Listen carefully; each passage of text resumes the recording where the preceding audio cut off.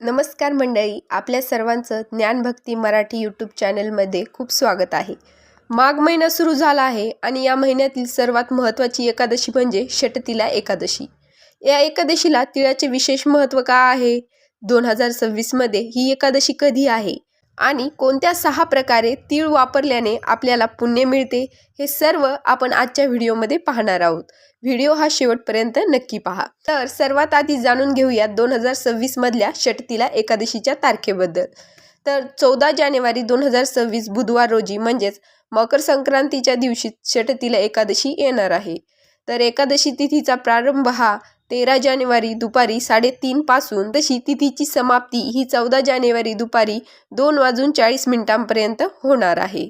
तसेच पारण म्हणजेच उपवास सोडण्याची वेळ ही 15 जानेवारी रोजी सकाळी 7:15 पासून ते 9:20 दरम्यान असणार आहे. तर षटतिला एकादशी म्हणजे नेमकं काय?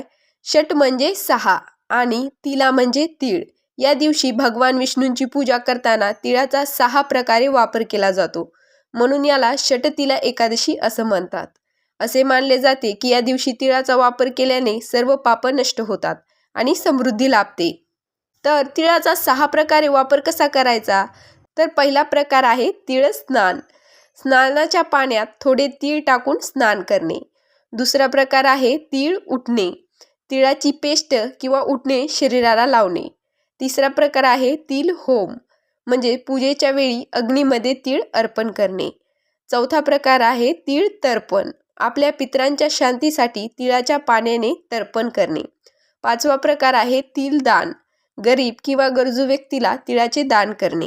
आणि 6वा प्रकार आहे तीळ भक्षण, म्हणजे फराळामध्ये तिळाचे सेवन करणे. असा 6 प्रकारे या दिवशी तिळाचा वापर केला जातो, म्हणून या एकादशीला षटतिला एकादशी असं म्हणतात. तर या एकादशीची पूजा विधी काय आहे? तर सकाळी लवकर उठून स्नान करा. श्री विष्णूंच्या मूर्तीला किंवा फोटोला पिवळी फुले आणि तुळस अर्पण करा. ओम नमो भगवते वासुदेवाय या मंत्राचा जप करा.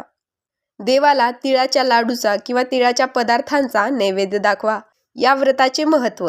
शास्त्रात असे सांगितले आहे की जो व्यक्ती या दिवशी मनोभावे उपवास करतो आणि तिळाचे दान करतो त्याला कन्यादाना इतकेच पुण्य मिळते. तसेच शारीरिक व्याधीपासून मुक्ती मिळवण्यासाठी देखील हे व्रत अत्यंत प्रभावी मानले जाते.